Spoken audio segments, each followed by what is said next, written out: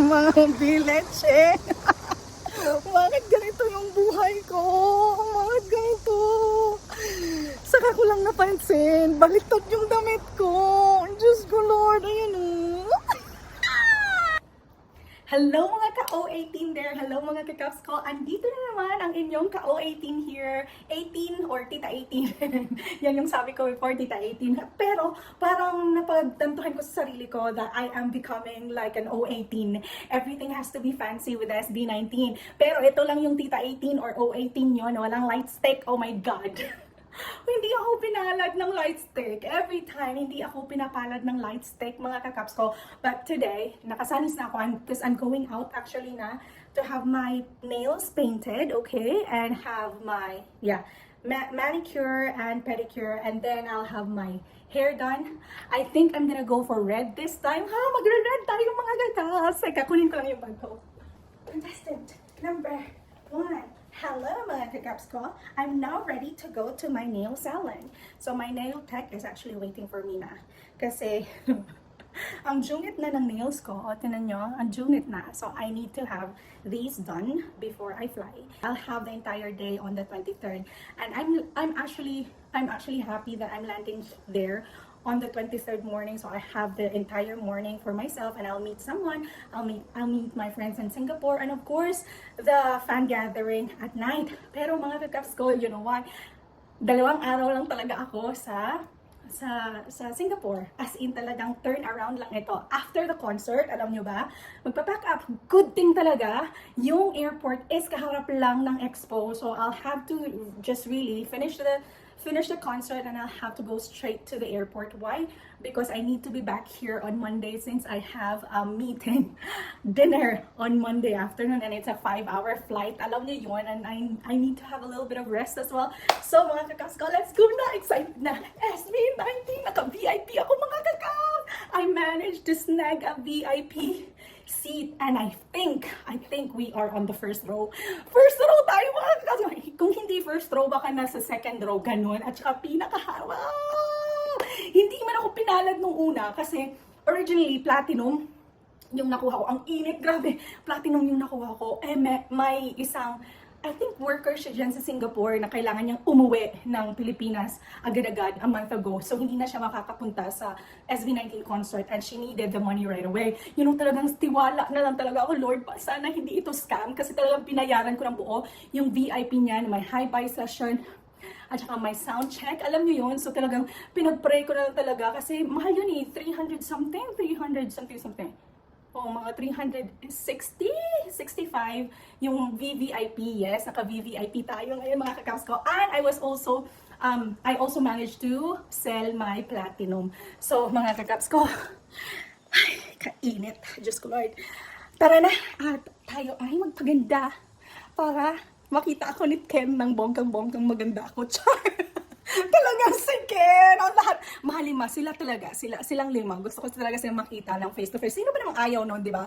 Pero talagang, si Ken talaga, Lord, hindi ko alam kung anong mangyayari sa akin pag nakita ko, pag nahay ko si Ken in front of his face. Alam niya yan! Oh my God! Tara na, mga kakaps ka! Oh my God! Let's go! Tara na, kasi andyan na siya sa baba. Yung car ko, andyan sa baba. So, let's go! Oh my God, I'm so excited. This time, wala na akong makakalimutan kasi hindi masyadong madami yung dala ko. 100 giveaways lang ng ET China. Yun lang. Tapos, technically, isang buong araw lang talaga ako dyan. 2 araw. Anyhow, 2 araw lang ako dyan. I mean, sa Singapore. So, kasi, after the concert talaga, uuwi na talaga ako. Kailangan ko kasi yung business natin, Zay, kailangan tayong magkapera. Kasi gusto nating sundan-sundan yung SB19, di ba? So, kailangan ng pera, kailangan ng negosyo, kailangan balikan agad yung business natin. Ayun, Diyos ko Lord. Let's go!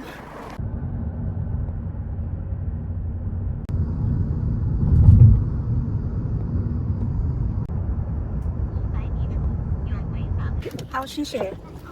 Ay, shishe ni. Kainit! Ayun na siya. Nandito na tayo. It's on the 19th floor. 19th floor tayo. Ay, excited lang talaga ako. First time ko silang makikita abroad. Kasi if you are watching in my in my channel, you guys know that I have been a long time 18. So 10 years na tayo as an 18. I'm one of those people that you call autumn days pa, o diba? Late autumn na talaga. No fandom name. So I was there when we were named na. So, ito, parang surreal lang sa akin na, ay, hindi pa. Parang surreal lang sa akin na mapapanood ko sila outside the Philippines and mapapanood ko sila hindi lang online. Kasi during the pandemic, I was watching their concerts online. Pero ngayon, it's my first time seeing them abroad. But of course, Philippines is my hometown, so I don't consider that as abroad because I am residing in China right now. So, wala bang up to ito? Nakalito. So yun, excited ako. Surreal lang na finally makikita ko sila abroad. So pag walang visa, go tayo. At saka pag swak sa schedule natin, talagang itong Singapore, talagang pinilit to. Talagang swinak siya sa schedule ko talaga. Kaya talagang Saturday at Sunday lang talaga ako dyan. At saka babalik agad dito sa China kasi may mga trabahong kailangan gawin. So yeah.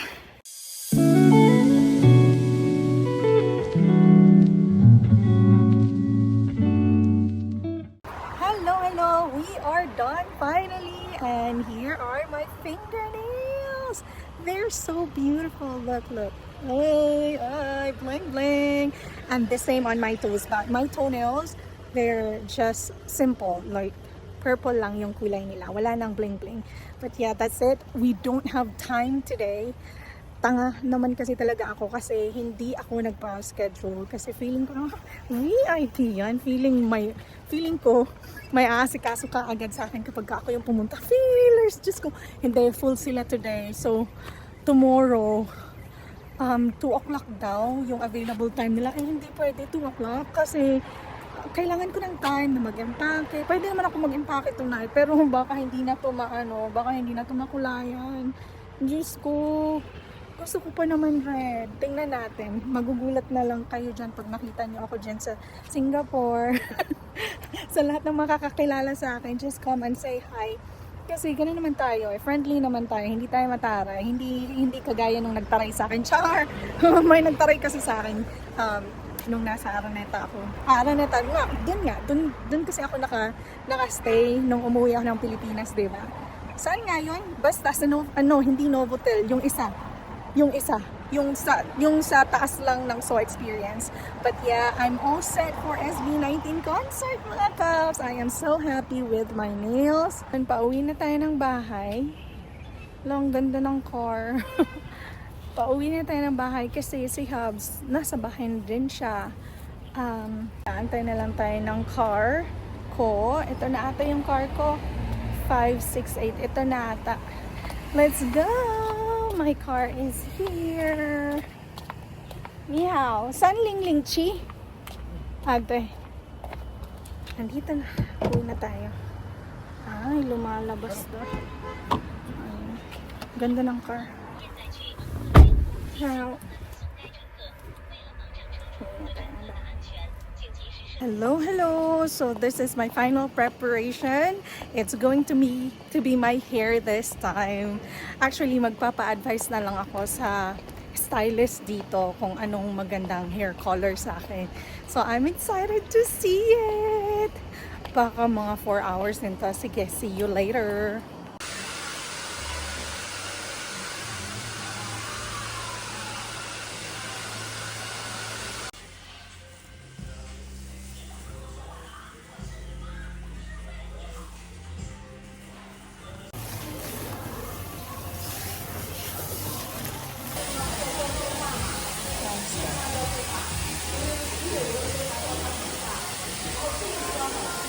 Mga bileche.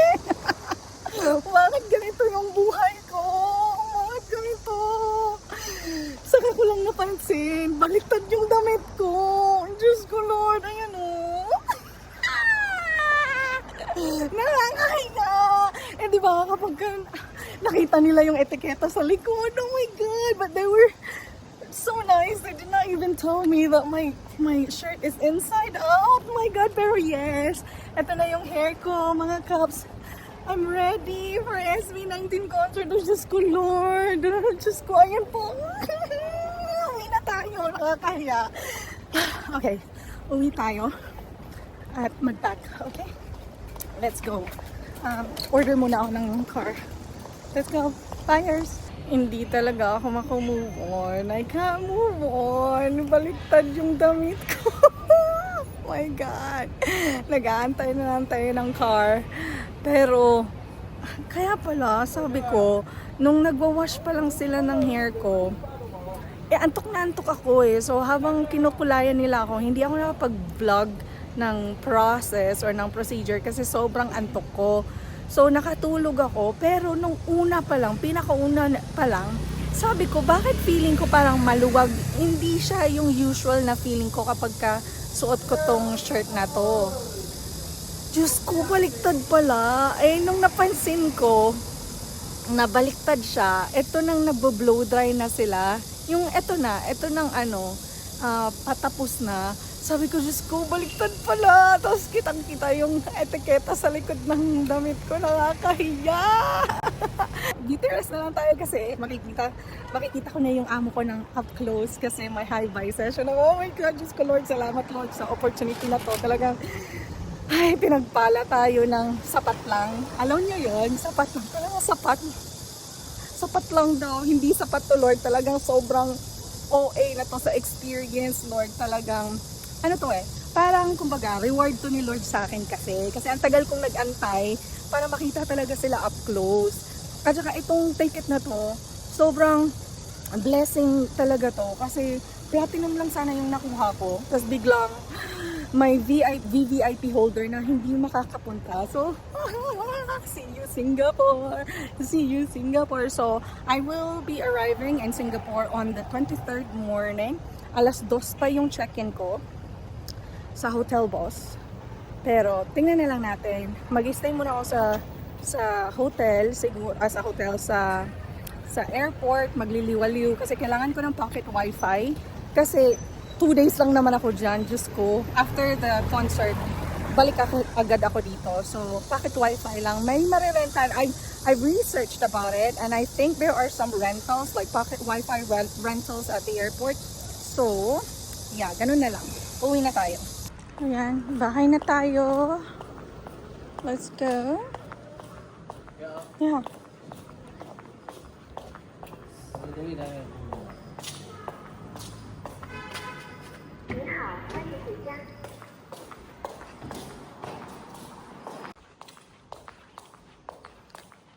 Open sesame. Ah, diba? Nag-open siya.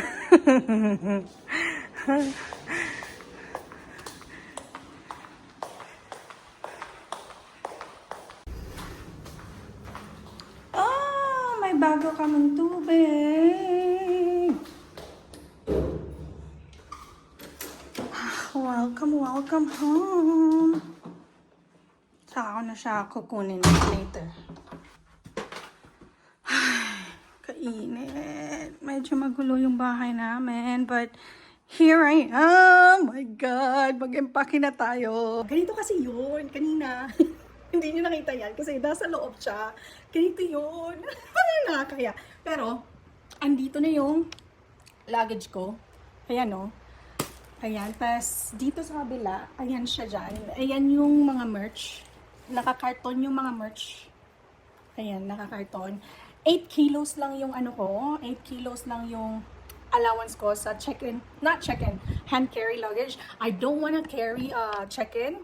Kasi, gusto ko lang walang ibang dalhin. Kasi, gusto kong i-enjoy na walang mabigat na dalahin. Ngayon, ito lang. Kasi, nakita niyo naman yung ipapamigay namin. Ano lang siya, fan lang siya. Pero, hopefully, hindi ito lalagpas ng 8 kilos. Kasi talagang, wala akong choice. Magdadala ako kasi 2 araw lang naman ako doon, diba? So, it doesn't make sense na magdadala ako ng malaking bagahe. If mag-overweight siya for hand carry, ilabas ko na lang yung karton kasi meron naman akong maximum allowance of 23 kilos sa bagahe ko, yung check-in luggage ko. So, ganun na lang yung gagawin ko. I-check-in ko yung nakakarton. So, tingnan natin. Yung karton, ha? Ay, ilagay ko muna lahat ng, ano ba yan? Ay, nandito na lahat yung mga damit ko. Andito na ba? Andito na lahat yung mga damit ko. So, yun na nga lang yung ano natin, problema natin. After ko mapasok dito lahat, kompleto na ba? Tingnan nyo, kompleto na yan. Kompleto sa damit yan. Andyan na yung bra ko, andyan na yung pante ko, lahat na andyan na siya. Yung mga ano na lang, yung mga skincare ko, hindi ko pa naano yung skincare ko, tas yung vitamins ko, 2 araw lang naman kasi. Yung makeup ko, wala na, isang magsasandals lang ako, yung clogs ko, yun lang yung susuotin ko, hindi na ako magdadala ng shoes. Wala na masyadong arte-arte. Lahat na lang ng mga pang-makeup ko na lang, yung lotion ko, yung skincare ko, yun na lang. Tas, wala na. See you mga kakaps ko! See you there! Oh my God, I'm so excited! And I can't just hide it. At saka ito I think I will be at the fan zone. Ito sasabihin ko na sa inyo kasi baka hindi ako, basta sasabihin ko na sa inyo ngayon na maaga ako sa fan zone siguro, mga 10 o'clock nasa fan zone na ako. Pipila na siguro ako or mga 10 o'clock pipila na ako or 11 o'clock kasi may ka-meet up ako ng lunch. Lalabas ako ng expo kasi may ka-lunch meeting ako sa Singapore. Friend ko naman siya na nakasettle na dyan sa Singapore. At siya, para maibigay ko na, andun naman yung Chinese 18. Magkikita-kita naman kami sa loob ng fan zone, pero baka masyadong maraming tao at mahaba ang pila. Pero it's not gonna be worst. I think it's not gonna be bad kasi yung queue, kasi we're not 60,000, di ba? We're not 55,000 at the arena. So, konti lang tayo. So, carry naman siguro na mag-antay lang, pumila lang, di ba? So, hindi magulo. Masyadong scale down itong Singapore kasi. So, yun ang mga kakaws ko. I'll see you guys at the dinner. Kung pupunta kayo ng fan gathering dinner on Saturday night, I will be there as well. So, kita-kita tayo doon. At saka, yun na, enjoy tayo kasi ang daming mga ganaps. Ang daming mga ganaps sa Singapore. Na-excited talaga ako. I think it's 3:30 daw yung pasok ng VVIP kasi nga may sound check. Yung kaibigan ko din, may sound check din siya. So, sabay kaming papasok. Sabay kaming after lunch. Sabay kaming babalik sa expo. Yung lunch namin doon naman, malapit sa expo din naman. So, kaya agahan ko na lang mga 10 o'clock doon para maipamigay. So, nasabihan ko na kayo 10 o'clock, pipila na ako sa fan zone para maipamigay. Okay? Maipamigay yung mga andito na mga freebies namin galing China. Okay? So, see you mga kagaps ko, buyers! God bless! See you in Singapore! Bye-bye!